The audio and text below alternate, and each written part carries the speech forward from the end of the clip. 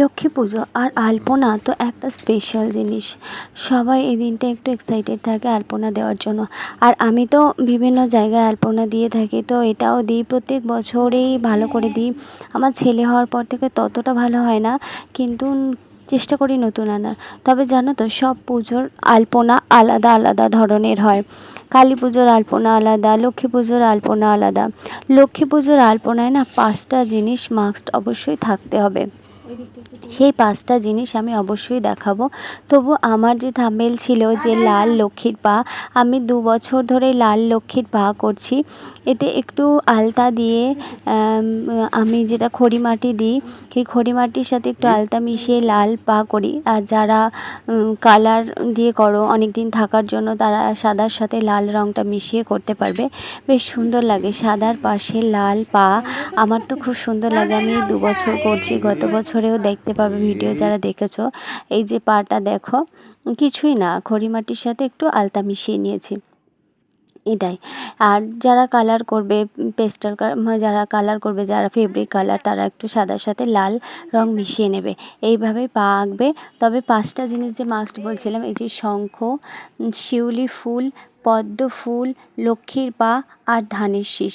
লক্ষ্মীর আলপনায় এই 5টা জিনিস থাকতেই হয়।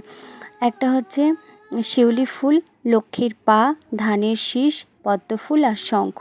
এটা হচ্ছে লক্ষ্মী পুজোর আলপনার বিশেষত্ব।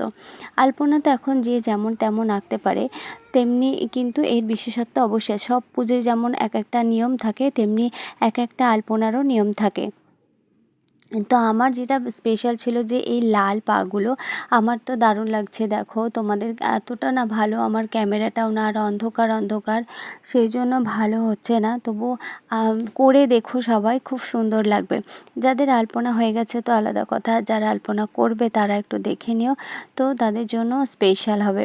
অবশ্যই এটা একটা স্পেশাল। আমার লক্ষ্মী পুজো আমি নিজে হাতে করি, নিজে হাতেই আলপনা থেকে শুরু করে, বাজার করা থেকে শুরু করে, পুজো গোছানো থেকে, ঘট পাতা থেকে, পরে আমি ভিডিওতে দেখাবো। শুধু ঠাকুরমশাই এসে পুজোটা করে দিয়ে যায়, বাকি সবটুকু নিজেকেই করে নিতে হয়। কারণ আজকের দিনে পুজো তো অন্য রকম হয়। তো কারণ খুব তাড়া থাকে, তাই ব্রাহ্মণরা সব কিছু করতে চায় না, নিজেকেই সব কিছু করে নিতে হয়। দেখো, চাই যে শিউলি, পদ্ম, লক্ষ্মীর পা, ধানের শীষ আর শঙ্খ ওখানে দিয়েছি, সেই জন্য আমি আর এখানে দিলাম না, কিন্তু অন্যান্য বছর এখানেও দিয়ে থাকি। দিলে এগুলো ভালো হয়। তুমি আলপনা দেখলেই বুঝতে পারবে যে এটা লক্ষ্মী পুজোর আলপনা। আর আলপনা, সত্যি কথা বলতে, লক্ষ্মী পুজোয় এই আলপনাটা স্পেশাল, ঘরকে একদম অন্য রকম একটা লুক দেয়। সবার প্রথম যেটা মাথায় আসে সেটা হচ্ছে আলপনার কথা। বাকি তো প্রতিমা আনা থেকে শুরু করে সব কিছু তো রইলই।